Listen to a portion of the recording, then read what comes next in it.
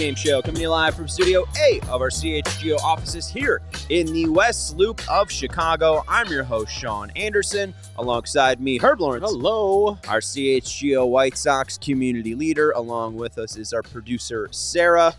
History! Hi. Hello. And just keep playing it. History! Can we play it 119 more times? Please don't. History! 117. Okay. We'll just keep a running count, and we'll see if Sarah can play that 120 times. We are joining you after the 120th loss of 2024 for your Chicago White Sox, the 24th sweep of the year as well. They lost on Friday, Saturday, and Sunday to your San Diego Padres. I don't know what to say, so Herb, I'm going to throw it to you.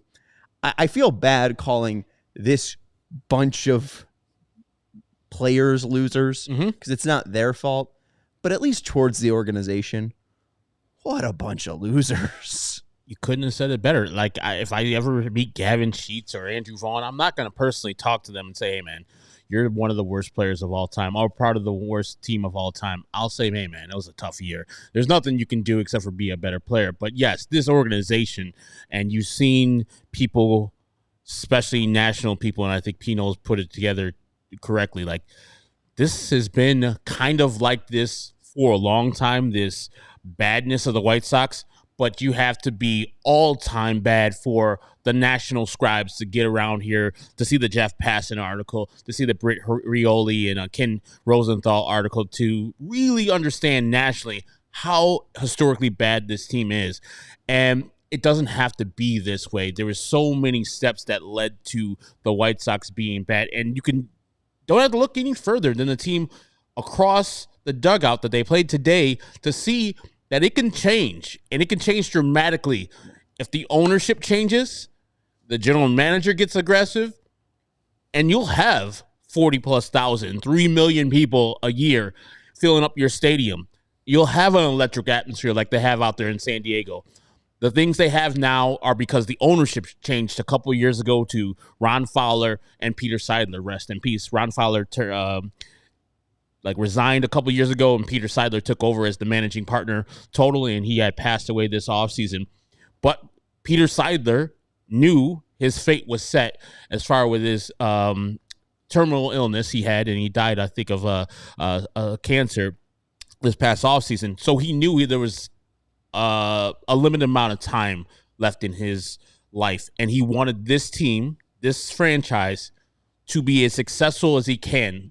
Unfortunately, last year the Padres had similar year than this year, but they had all the luck go against them. I think they were 1-12 in extra inning games, something really bad except in 1-run games. They had I think 100 run differential, where that's very unusual for not to go in the playoffs. I think they went 80 and 82 last year. But this year, you could see the difference. None of those games, where I think the White Sox had the lead in 2 of those 3 games, and they fought in Friday's game when they were down 2-0 and hit that home run for Robert Suarez. None of these games did you think, yeah, the White Sox are going to win this game. Even today, you go into the 8th inning, winning 2-1. I was like, okay, just waiting. You get the leadoff double. Then, I know we're going to go deeper into it, but this game? Yeah. I mean, I'm not going to talk much. I mean, the biggest thing that I'm surprised you didn't bring up, even in jest, is you talk about the 40,000 people and them spending money. The guy hitting the homer in the 8th inning helps. Yeah. Where's he from? Yeah, from here, from this organization. Oh, is he? But, they must have gotten something real nice for him. And the weird part about it, I was there in San Diego in 2016. Saw like a week before the trade would happen, James Shields get absolutely destroyed by the Seattle Mariners, and the guy I talked about, Ron Fowler, coming onto the station I was working on, the Mighty 1090, and absolutely obliterating James Shields for his 10-run effort he gave up against the Mariners. Kenny Williams, Rick Hahn, it's like, I want James Shields immediately. Give me that sumbitch. And Eric Johnson and some guy named Fernando Tatis Jr., get your ass to San Diego.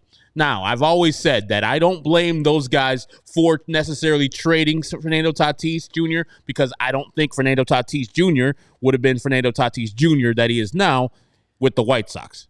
That being said, that says a lot about the White Sox and how they develop talent or don't develop talent. That's why some of the people are gone. And that's why I'm questioning why the guy who is in charge of developing talent is now our general manager. But that's neither here nor there. But in the 8th inning, you get all these things and you play dumb baseball still because you have one of the best hitters in baseball, the leading hitter in the National League in average, and Luis Ariz coming off the bench. And first base is open. No outs. Any rational, good manager would have said, hey, man, Luis Ariz is good. He's not going to strike out. He struck out 2 times since the All-Star break.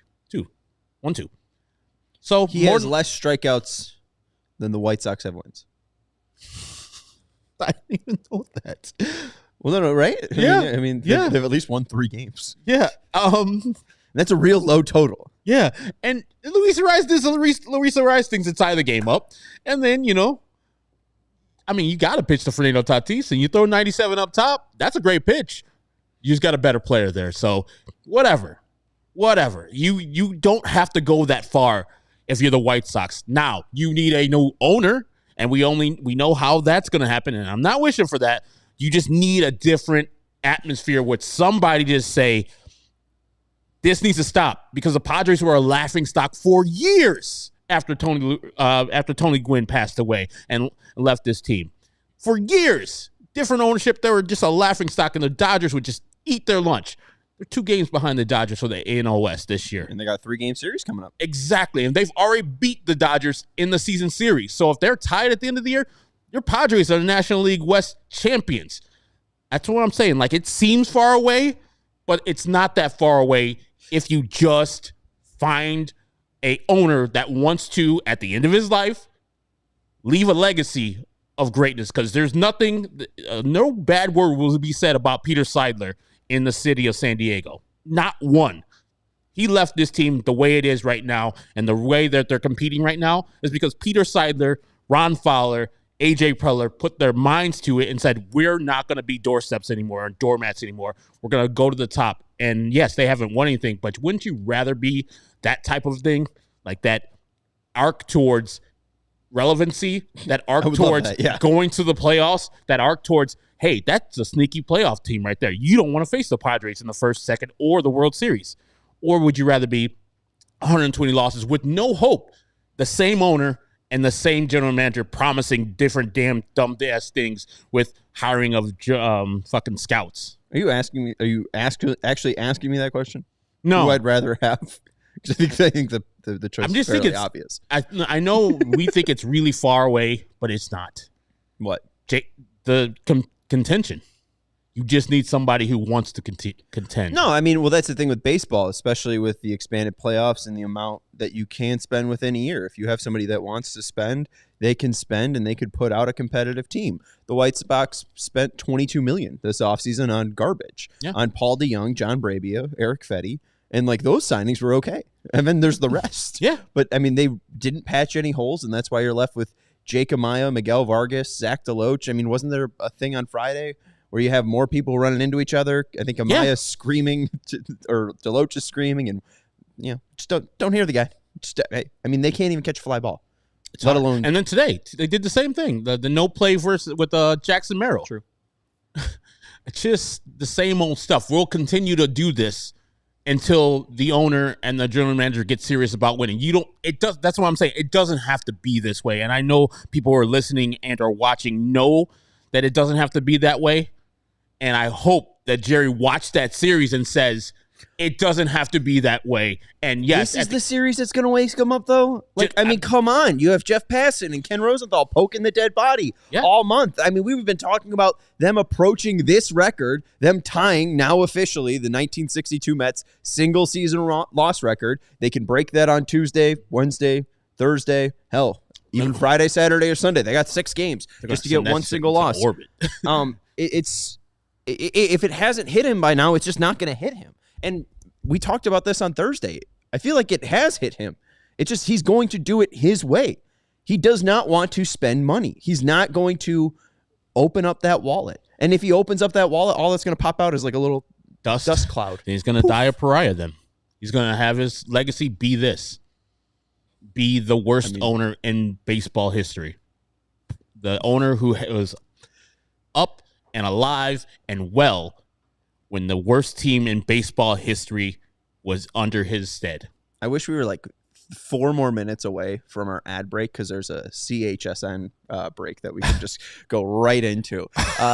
As we are talking about this 120 loss team and the state of this franchise, we do want to give a shout out to everyone that is hanging out with us and has been with us since opening day. White Sox Tom, Jared, Fred, Drake, our guy Edgardo, even Jay Corona, Mini Dar, who you always give shout outs to, Michael as well. We appreciate everyone. Hit that thumbs up button. Make sure you're subscribing to the CHGO Sports YouTube channel. We just had a huge Bears Day.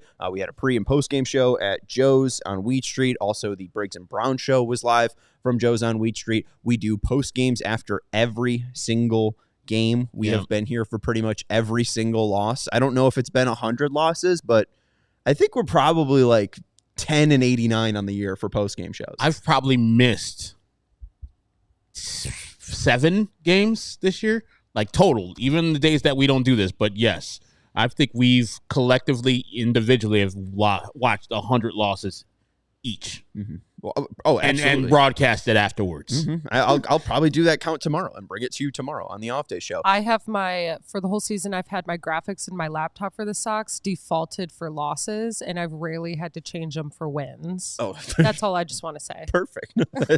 It's very fitting. Why make the win graphic at all? And Jeff Field bringing up, can you scroll up just a little bit, Sarah? Bringing up the fact that you were talking about the manager and, not pitching to a rise. But can you scroll up just a little bit more? Bro, we already fired the manager and have an interim guy that hasn't managed before. To blame the manager is pointless. No, it's not. Well, he's on the team. Well, right. You still got to do things right. Like, I get it. I get it. You got to do things right still. That's part of the thing. And today I'm watching the broadcast. They're talking to Grady Sizemore before the game, and they're asking him, hey, who do you think is impressed and got more playing time for 2025? Why are you asking Grady Sizemore?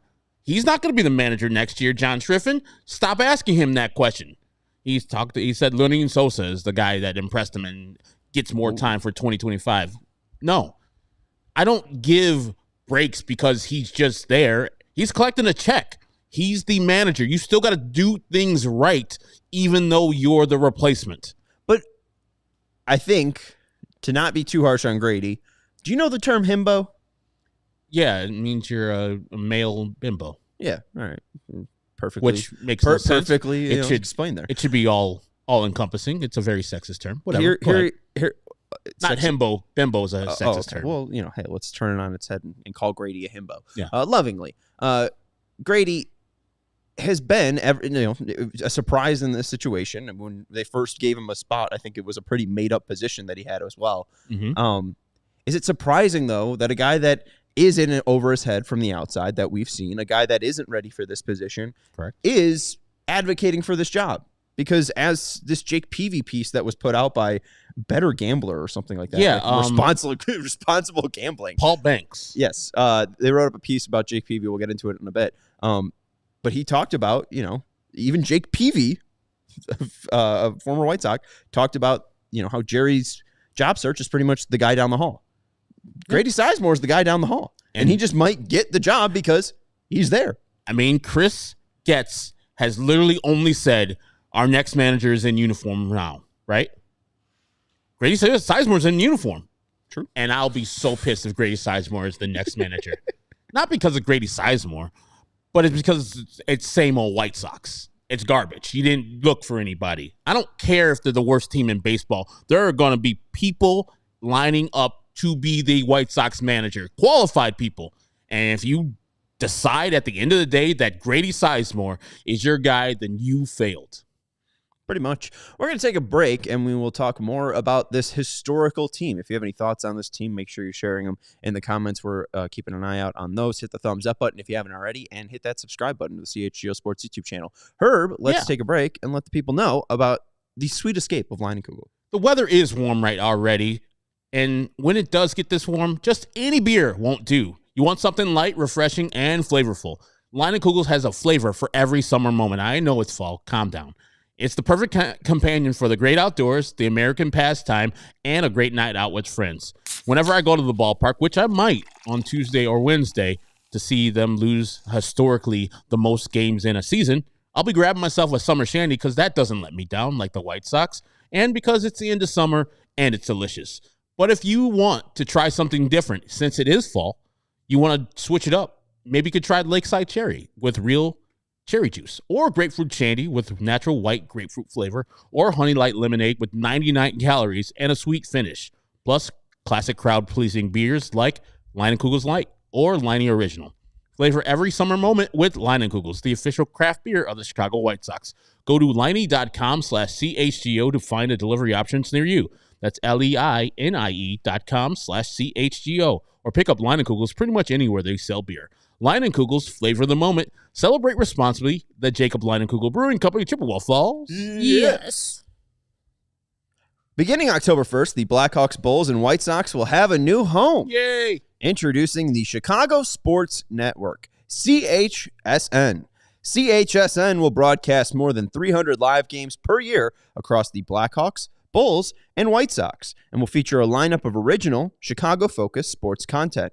They're also Chicago-based, Chicago-built, and Chicago to the core. Mm-hmm. And they're bringing it to every corner of Chicago across our 78 neighborhoods and beyond. At CHSN, Chicago comes first. Visit chsn.com for more info on how to watch Bulls, Hawks, and Sox games all season long. Obviously, Sox season will start in 2025 for CHSN. Yeah, and after you guys are done watching and or listening to this, we had the CHGO Blackhawks crew had that Jamie Faulkner, who is the Blackhawks president, I believe, and the CHSN's Jason Cole in studio the other day talking about how you can check it out, how you can check out CHSN. Get your rabbit ears out. You can check them out on regular ass TV. Cool. Do you ever use rabbit ears, Sean? I do. I did. I forget when they first made that change to digital. I remember busting out the rabbit ears for a little bit there. And then my mom finally got cable. So shout out to my mom. You know what rabbit ears are, Sarah? Yeah, they're the antennas that you have to get signal and stuff. Yeah, we're not the youngsters. I never used one. I grew up with the big box TV though. And if you had on the ground. Yeah, on the ground, and they weigh 1,000 pounds. One time my dad was like, I'm going to get you a TV for your room. I was like, no way. And this was probably 2011 to 2014. Maybe within flat that screen? range. Right? You think it's a flat screen. And he's got 4 guys carrying in this big ass TV. And I mean, it's 50 inches. And I'm like, oh, wow, this is going to be crazy. And it's one of those projector TVs. Oh, so God, it had heavy as hell. Heavy as hell. Had this huge back. Just all the back was just made up of mirrors and stuff. It's an all right TV. But and not worth it. I mean, just go spend the $200, John, instead of bumming a TV out of your man.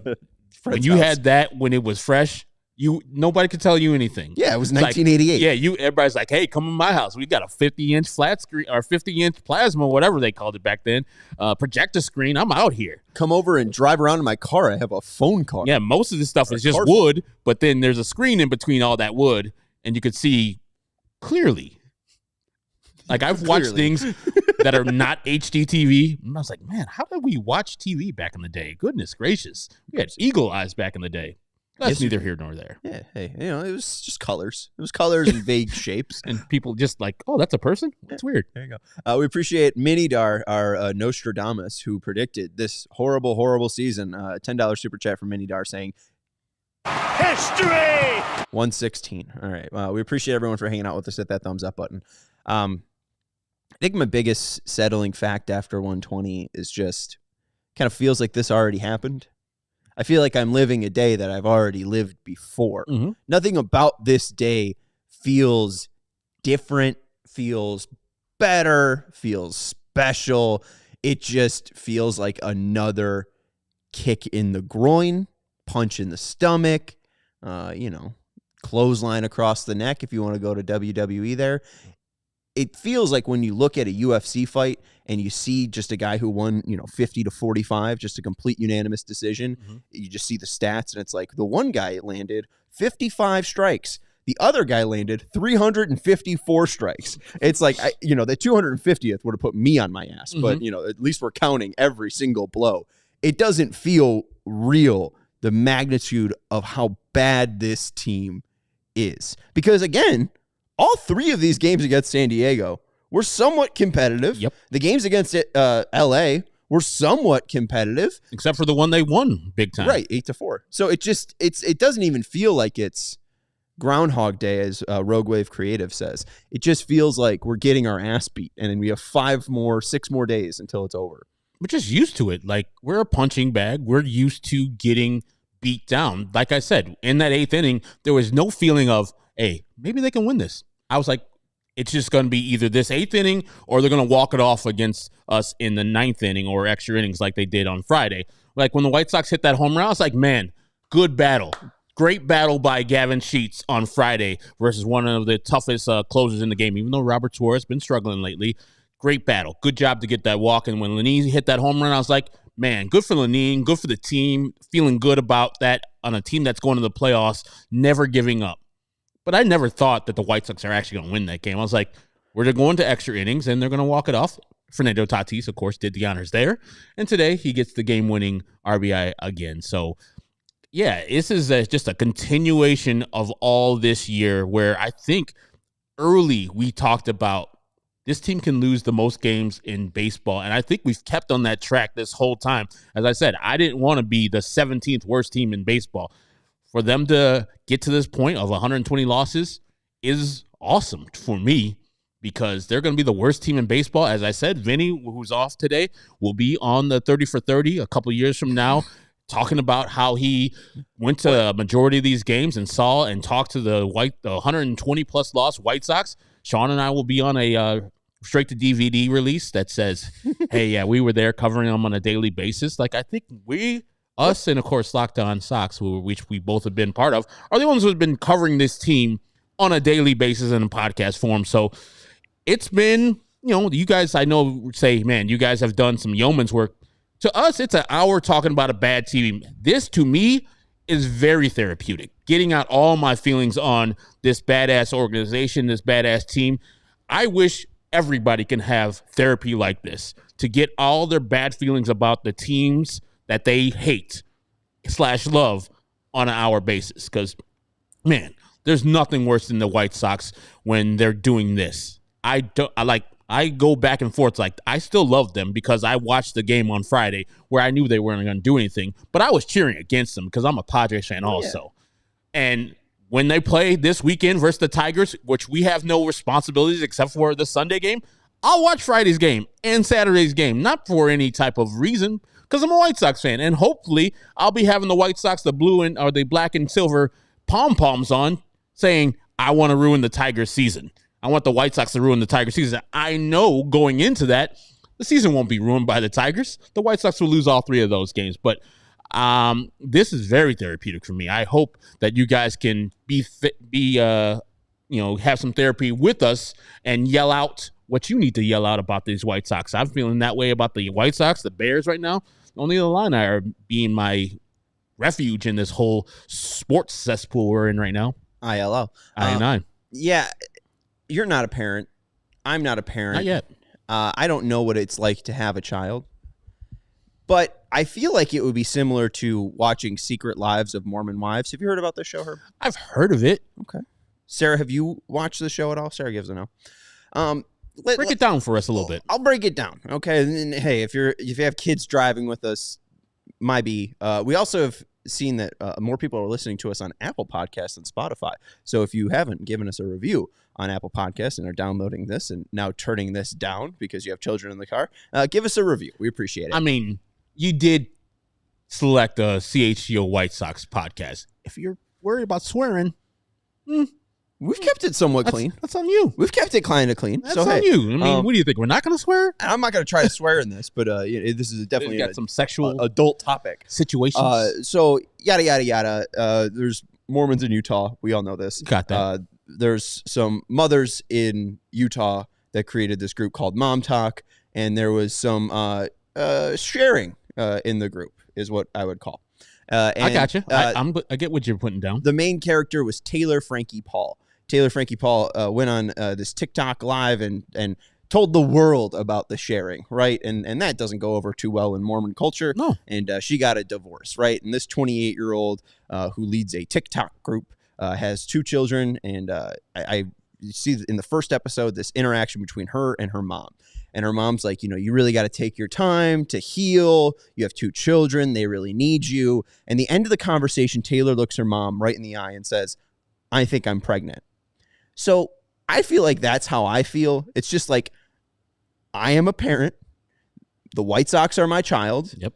There's nothing I can do besides love them and watch their life unfold. Mm-hmm. This is their life unfolding. I don't like it, but I can do nothing about it. It's not my life. It's not my organization. And again, like as Taylor's mom in this situation, I would hope that the person that's running Taylor's life, Jerry Reinsdorf, has woken up. But hey, she's probably going to get pregnant again. So, we just basically, our team is basically a teen pregnancy, but if the teen was 28. That's a good analogy. Thank you. I'm guaranteeing people who watch that show is like, Sean, you're on one. And I kind of get it too.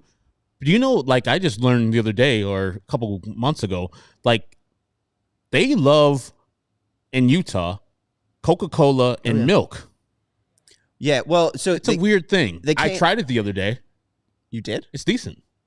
Almond milk. Like 2%? Ew. Almond milk. Yeah, it's kind of worse, I think. No, it's not. It's decent. Just like a splash? I mean, when I was a kid, I used to put I used to put milk in iced tea, and that's also delicious. I get that. I put tea in milk. That's a real English thing of you to do, Herb Lawrence.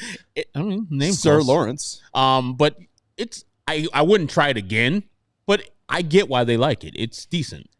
I would think that regular milk would like curdle by the carbonation. I mean, if you leave it in there long enough, it'll curdle, but decent. I'm with them on drinking soda. I'm fine with that. As you probably see every single show, I have like a 32-ounce Diet Coke from McDonald's. Now that's stuff the kids do in college. But yeah, I'm not adding milk or doing what you're doing. That stuff the kids in Utah do in college. Oof, it's rough. Hey, I don't even want to say it. We sit here and bask and bathe in the White Sox misfortunes. Yes. We just kind of have to sit here and let it all soak in. All right. I think I have to do an ad read.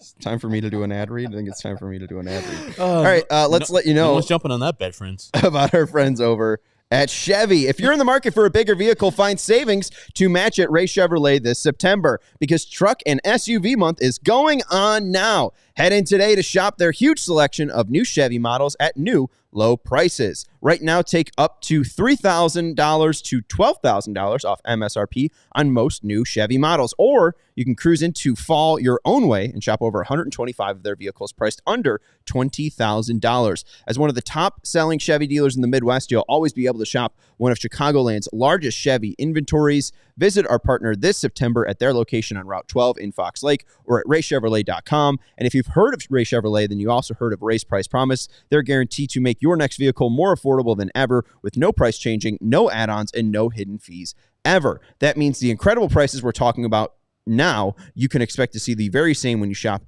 Ray Chevrolet in-store or online. So shop Truck and SUV Month all month long by visiting Ray Chevrolet in Fox Lake or raychevrolet.com. They've been serving the community since 1963. Together, let's drive. And it finally rained today after, I think, about 18 months of no rain in Chicago. We finally got some rain. My Shady Rays finally got a break today. But if you are looking for some sunglasses as summer is winding down, check out our friends at Shady Rays. They have you covered with premium polarized shades that won't break the bank. Shady Rays is an independent sunglasses company offering a world-class product rated 5 stars by over 300,000 people. Their shades have durable frames and crystal clear optics, making them the perfect choice for all outdoor adventures. And they have hundreds of options to choose from, so you're bound to find the perfect style to match your style.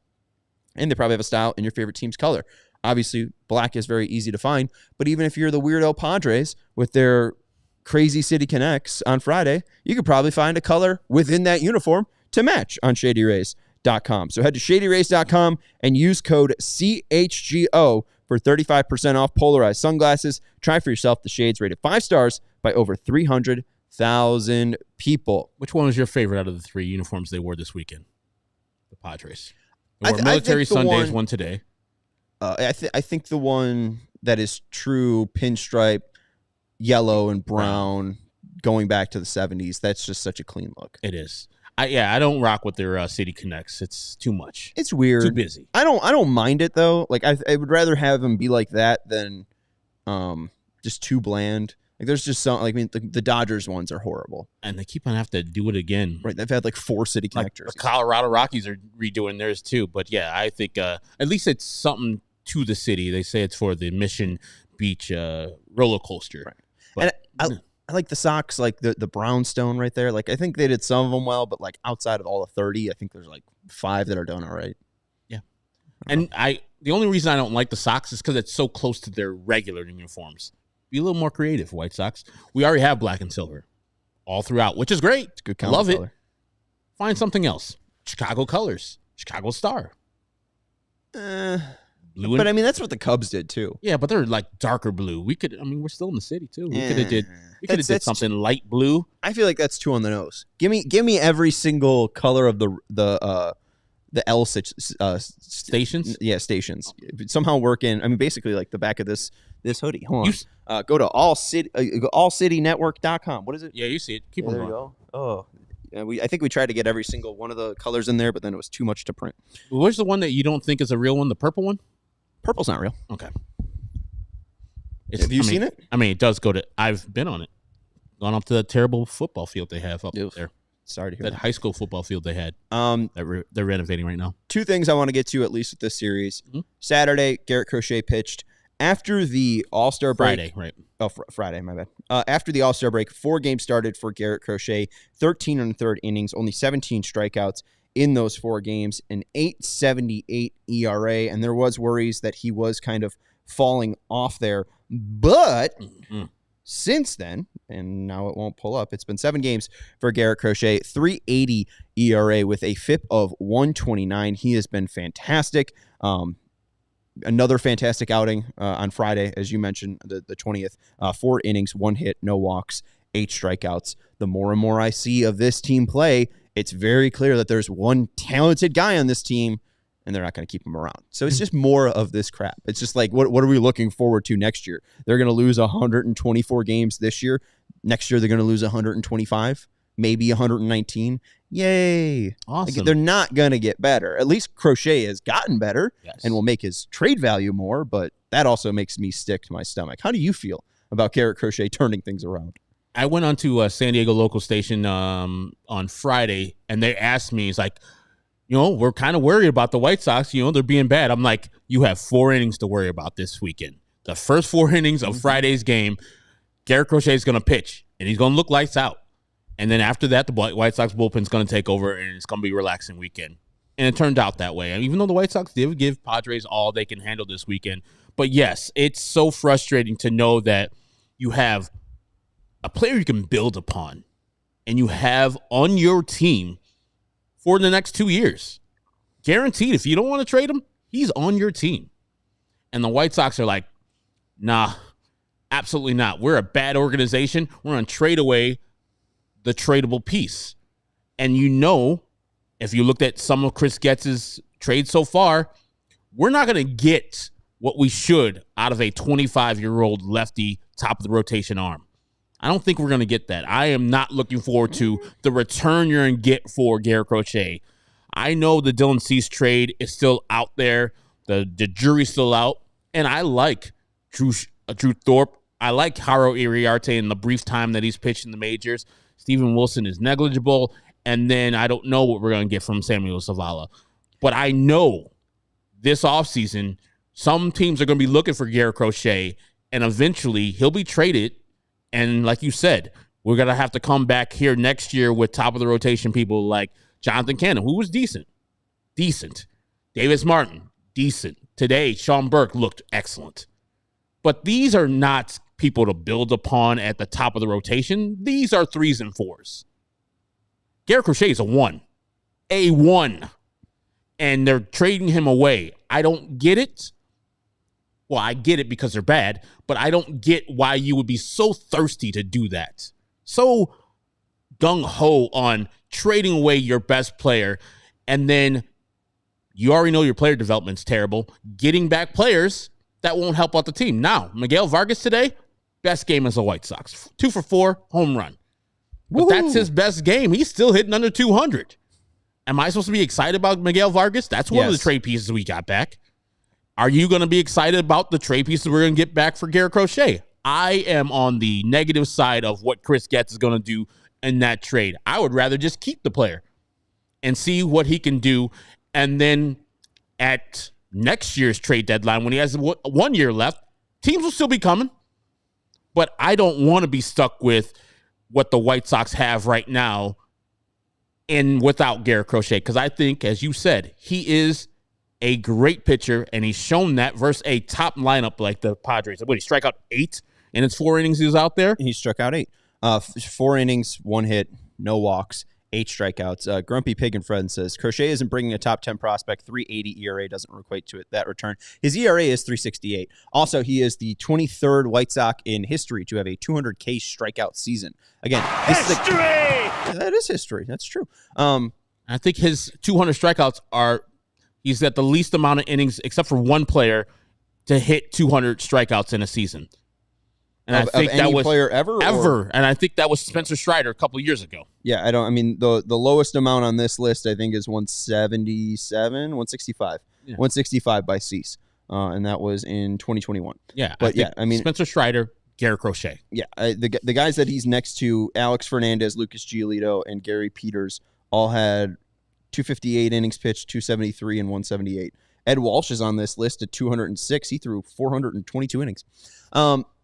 But the thing about Crochet not bringing a top 10 prospect, I think that more speaks to Major League Baseball and their unwillingness to trade players like that.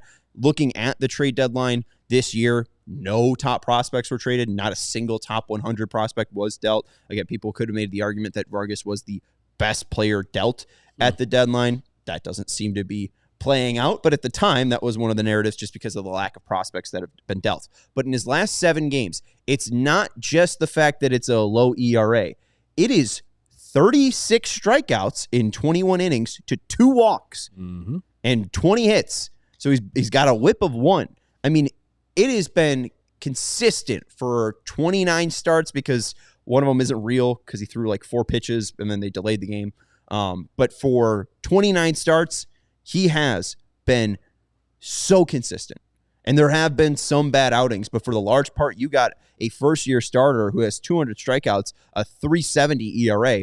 Obviously, I want to keep the guy. I don't need to make that argument, but it is just so impressive that they were able to get this out of him. And that going back to 2020, you could just still see the effects of COVID and what that did to all of sports in general. But this guy came out of the woodwork, it feels like. And he was a first-round pick. Yep. And it was just more of, well, he's 6'6" and throws hard. This is kind of a waste year because there's only 5 rounds. Let's take the guy with the highest potential. And look at how high his potential is. And it's just so fun to see an actual talented player. And this wouldn't have happened, right, if he didn't advocate for himself. I think the same thing that Chris Sale did when Kenny Williams wanted to put Chris Sale in the bullpen after he had a rough start to a year, and Chris Sale's like, no, hell no, I'm starter. I am a starter. And this wouldn't have happened if Garrett Crochet didn't say, I want to start. I am a starter. Well, and to Jared's thing saying, did Crochet actually increase his trade value after deadline? Jared would say no. I would say yes, just because we've heard so much about them shutting him down. Yep. He's still pitching. He's going out there giving you 4 innings pitched, 8 strikeouts, 1 hit against a top team in the NL West that's competing with the Dodgers, and it doesn't seem like he's slowing down. I think he's increased his trade value because he is just saying, that's their inning limit. I don't have an inning limit. I don't care. I'm ready to pitch, and it seems like he's ready to pitch. There's 4 bad games in there after the All-Star break, but for the most part, he's been this guy, whether it's late September, early March, he's been fantastic. And I think about when people make the excuses for these White Sox players. Well, what do you expect? They're on a bad team. What do you expect? Oh, Vaughn doesn't do this. What do you expect? He's on a bad team. Same thing for Luis Robert. When I point out he's having a terrible year, Garrett Crochet's on that same badass team, and he's thriving.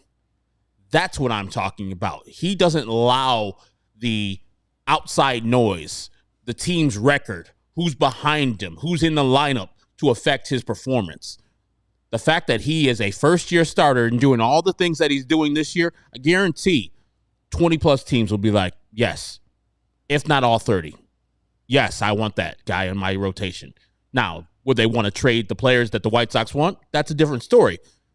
But there won't be a shortage of people and teams wanting Garrett Crochet. And I think, and I get it, Jarrett, what you're saying that he might have decreased his value. I think he increases value. He shows teams that he can post every fifth day when he's called upon. Now, the innings, as Sean said, that's a White Sox Garrett Crochet thing that's on them.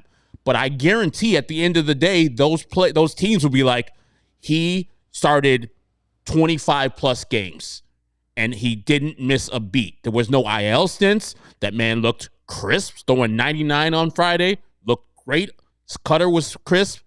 I want him on my team, and I think he increased his value because he went throughout the whole season. And now teams can say, all right, next year, you're hitting the ground running. Well, and also it's only 3 months. It was 3 months of control. It wasn't even like a full year of control. So, it's instead of 2.5 years, it's just 2 years of control. So I don't think it's that big of a value because teams were questioning what will this be? What will this guy be if we trade him? And it just seems like those values don't match up. I think now teams can look at it and say, this is a starter. Yeah. This is that guy that we can go out there and he will start every 5 days for us, and we should not have to worry. And I think that would be able or allow teams to push their chips in a little bit more. I could be off, but again, looking at these stats from the 23 White Sox in history that have had a season of 200 strikeouts or more, there is only one player with a better strikeout over walk ratio. Who is that? In all-time strikeouts divided by walk rate. This is tough. All-time, Jack McDowell. No, Jack McDowell has never had a 200 strikeout season. Wow. Jason Beret. No, think too far. Carlos Rodon. He walked a lot of people. Lefty. It is a lefty. Oh, Chris Sale. There you go, Chris Sale. 6.52 strikeouts to walks in 2015 for Chris Sale when he threw 208 innings, struck out, 274 in 2015. Garrett Crochet, 6.34 strikeouts to walk. Those are the only two pitchers with over a 6 strikeout per walk rate. Ridiculous. Out of the 200 White Sox to strike out 200 in a season. I just think he's been so impressive. The build is what you want. A guy with huge extension, great spin, great velocity, and he just looks built. I mean, anytime Vinny sends in a video, he just doesn't look like any of the other players. And you look at like him versus Andrew Benintendi, like a guy that got paid $75 million for his position, like just Crochet looks like a completely different athlete, a different level of athlete. He looks truly insane. What would you say to this? Do you think the White Sox and other teams dealing with the White Sox look at what Dylan Cease has done for the Padres this year and say, hey, man, we had our thoughts and doubts about Dylan Cease, what he would be this year, and look at how he turned out this year. Same amount of years left on Garrett Crochet's as it was with Dylan Cease. Do you think that teams will be like, okay, even though they're two different pitchers, even Dylan Cease walks the yard and strikes out people, and Garrett Crochet, as you just went over, strikes out a bunch of people and doesn't walk anybody. Do you think that teams dealing with the White Sox, like he came from that same system, he came from that same team, and I'll be willing to trade with the White Sox because we see if you get him on another team, he's still a superstar and actually takes another leap up. Well, I think he might take a leap up just because it's the second year starting. I think they're going to have a market for sure. I mean, I think they had a market at the trade deadline. I just don't think the value added up. I think it's more likely that they get the value that they want at the deadline because, again, he was been able to go out post deadline and being able to prove what you wanted to see from him. And a grumpy pig and friends, easy to go out and balls out when you know you won't see the fifth. Crochet is an elite. Herb, It's only been 3 innings, but he has an ERA of 3 from the 7th to 9th inning. And then from the 4th to the 6th inning, he has a 2.61 ERA. So actually, weirdly enough, grumpy pigs and friends, from the 1st to the 3rd, a 4.33 ERA for Crochet. From the 4th to the 6th, 2.61. From the 7th to the 9th, 3 earned runs. So his ERA actually gets better throughout the game. So weirdly enough, he's been fantastic. He's and a if you cannot see that, I don't think you know how to watch baseball. I'm gonna be completely honest. If you say that Garrett Crochet is an elite, you are dumb. God bless. You're stupid. Okay. I don't know how. It's a bad day. They lost 120 games. There's one player with talent on this godforsaken team, and it's Garrett Crochet. He is elite, period. And you'll see that when he's traded. There won't be a better prospect dealt this offseason for a player not named Garrett Crochet. The best prospect dealt this offseason will be for Garrett Crochet. Okay, let me just look at this. Dealt at all. If you are a F4 guy, where do you think Garrett Crochet, he's not qualified because he hasn't pitched enough innings, but with 100 pitches as the baseline, 100 innings as the baseline, where do you think Garrett Crochet is ranked in Major League Baseball in F4 for pitchers? 19th. Garrett Crochet is 7th behind Chris Sale, Tarek Skubal, Zach Wheeler, Cole Reagans, Christopher Sanchez, and some guy named Dylan Cease. Can you read all those guys' innings pitched too from Sale down? Okay. So to Crochet. So Sale is at what? Chris Sale is at 177 innings in 2/3. Tarek Skubal's at 185. Zach Wheeler's at 186. Cole Reagans at 180. Christopher Sanchez is at 177. Dylan Cease is at 184. Garrett Crochet, 142. So he's at that level as those pitchers. He's just like 4.7 is Dylan Cease. Garrett Crochet is at 4.6. Think about what we were talking about, too, before this year. The most he's thrown in a season was 54 innings. He's almost about to throw 100 more than that. And he is 7th already in innings pitched. If he didn't have an innings limit, he might be the best pitcher in Major League Baseball this year. And I don't know if you guys are by F4 FIP guys, fielding independent pitching, or ex-FIP guys. Garrett Crochet, 4th in FIP at 2.73. You want to guess where he is in ex-FIP? 1. Number 1. The best pitcher in baseball ahead of a guy named Paul Skeens. He's elite. Okay. He is elite, guys. Don't let the sweet taste fool you. This man is elite. He is great. And if he would have pitched the same amount of innings as those guys, he'll be up there taking Tarek Skubal's Cy Young, because that's Garrett Crochet's Cy Young. And Alex throwing in Crochet has 6 out of the 36 Whites wins this team has. 1908, Ed Walsh has 40 wins. Ed Walsh, in a season in 1908, had more pitching wins than the White Sox have as a team. Let's take a break. We'll let you know about our friends over at Empire. We'll let you know how to become a diehard, and then we will wrap up this show. With Empire today, you get shop at home convenience, the right products for your needs, quick and professional installation, and a low price guarantee. Empire today is the best place to get new flooring, so of course they have copycats, but Empire cannot be beaten on quality, service, and speed, so competitors advertise low-quality products that Empire simply won't carry. Empire won't promise the lowest prices, because anyone who does is putting flooring in your home that they wouldn't put in theirs. They keep shopping for Floor Simple with a curated product selection, and their philosophy is simple. It's to help you find what you need, not overwhelm you with thousands of choices and substitutes. What they leave out of their selection is just as important as what they put in. Their product team exhaustively combs through thousands of product samples each year to find the perfect styles. And their virtual floor designer is a great way to see how new floors will look in any space. It's easy. Just snap a picture and instantly see how new floors will look in your room. So to schedule a free in-home estimate today, or you can schedule a free in-home estimate today, and all listeners can receive a $350 off discount when they use promo code CHGO. Restrictions apply. See empiretoday.com/CHGO for details. 588-2300 Empire Today. The Bears, the CHGO Bears crew is heading over to London in October. Just a few full packages that are remaining right now. You get direct flights to London and airport transfers. Hotel accommodations close to all the actions, and individual event tickets are available now at truefantravel.com. Do you know how you can get a discount on all the events that the CHGO family does? Come and CHGO diehard today. You get a free t-shirt when you join, 20% off of merch, 20% off of future events like you can look at this Claws Up shirt. You get 20% off of that. Or if you want that as your free shirt, you can get that. That's our new release. And as Sarah is putting up, we have tailgates for every single Bears home game, and you get 20% off of that also. But you know what? If you don't want to go to London, or if you can't go to London, you can join us in Phoenix, Arizona. Beautiful to see the Bears go head-to-head with the Arizona Cardinals on November 3rd. Our trip package includes a 3-night stay in a 4-star Phoenix hotel, Q&A with the Bears alumni, all-inclusive tailgate party, round-trip transportation to the game, upper-level game ticket to the Bears and Cardinals game. Reserve your spot now at truefantravel.com.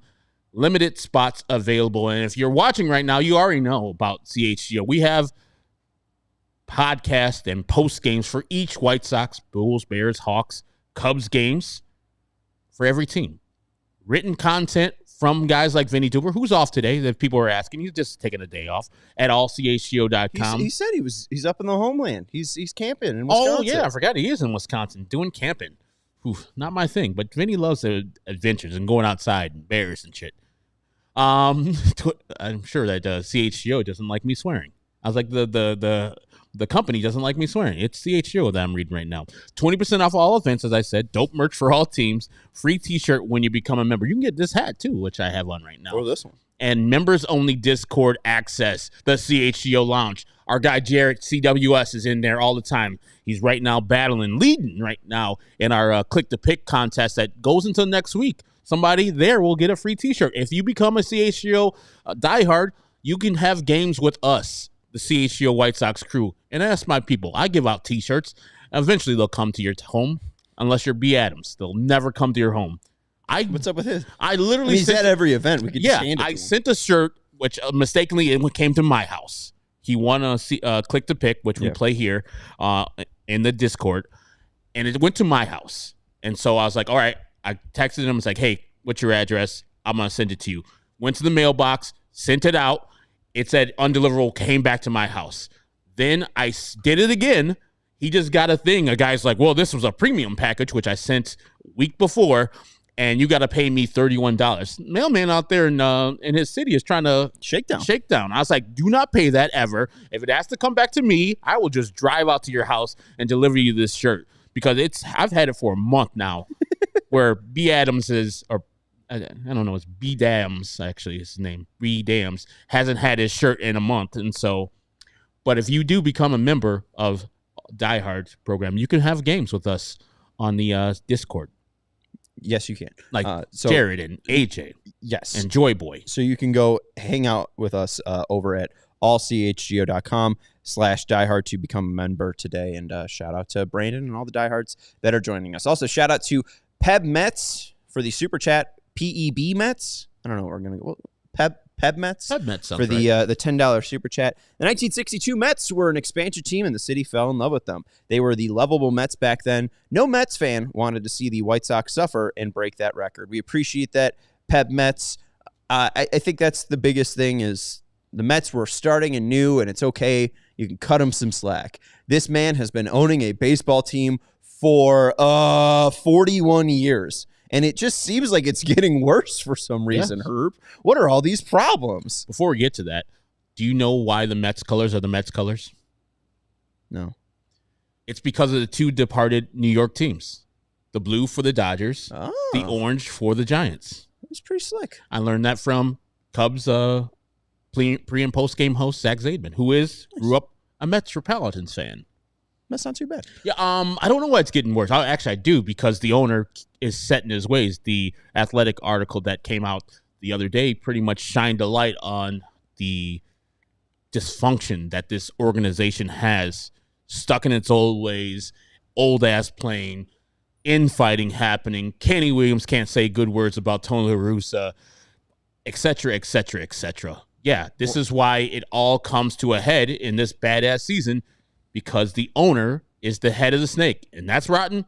All the rest of it is too. And legend Jake Peavy told Responsible Gambler over the weekend, we urge you to go check out this article. Quote, I don't want to throw people under the bus, but it's just a very slow to change and evolve organization. And for a little bit, it doesn't seem to bite you in the butt. But after years and years and years of not evolving with the rest of what the sport is doing, until you wake up one day with what you thought was a little problem, you now have a glaring hole.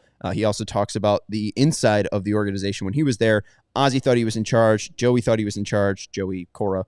Don Cooper thought he was in charge. Herm Schneider thought he was in charge. Him and Jerry were best friends, and that really trumps anybody in the room. Then you have a manager in Ozzie who can't speak to Kenny, can't even be in the same room. You're at a huge disadvantage, and we were like that for years. And that was just since I was there. It does seem like Chris Getz has been a little bit more involved with the managers. It seemed like he was involved with Pedro. It seemed like he was involved with Grady. But again, this is going to take years to get out underneath. And even if they do throw a ton of money at the problem, that's not going to fix it. And that's not necessarily what needs to happen. It's going to take probably 4 years for them to figure out how to do anything. So, I mean, either 2025, 2026, I'll call it now, or 2027, they'll lose 120 again. It's going to happen next year. I think so. Yeah, because what we just talked about earlier about Garrett Crochet not going to be here, but you said it.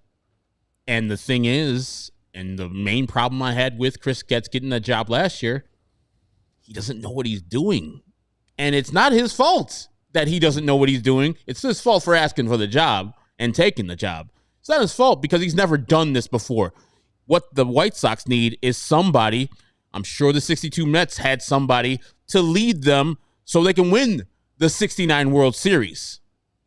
There's no person in the White Sox atmosphere now that's going to lead them to a championship 7 years from now. And they need to find a franchise builder, a person that has done this before with the expansion team, Colorado, Florida, Arizona, any of those teams that has actually built up a team from where they were to where they were to where they are now.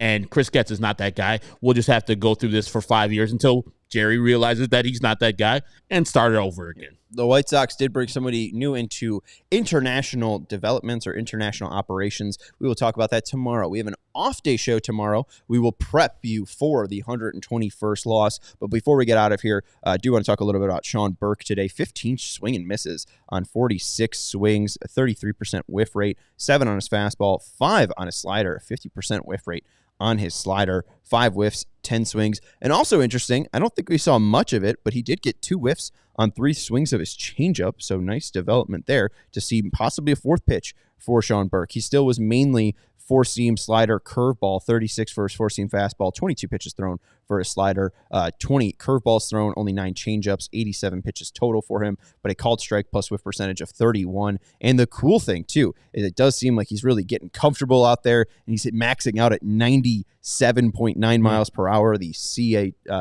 Chicago Sports NBC SN graphics showed 98, but it seems like he was a tick up to 0.5 miles per hour on his 4-seam fastball. So overall, great stuff so far from Sean Burke. Put him in the position to win today, and then the bullpen blew it. Yep. Also, scoring 2 runs isn't going to help this team. So overall, good day for the White Sox because the best part of this organization, Brian Bannister, got to show out again. So congrats on the 120th loss, Jerry. We appreciate you. 3 starts. He's looked impressive. This just might be people don't have a book on him, but you just read the numbers. The numbers were impressive. And he'll be one of the people in the White Sox rotation, or at least given a chance to be in the 2025 White Sox rotation. I don't know if this is really real, but it's good to see. That's Herb Lawrence. He's our CHGO White Sox community leader. You can follow him at Ecknerwall23. You can follow the show at CHGO_White Sox. You can follow me at Sean_W_Anderson. Thank you to Sarah for producing the show. Hit the thumbs up button. Make sure you're subscribed to CHGO Sports YouTube channel, and we will see you tomorrow for our off-day show. Goodbye. We all silly like the mayor.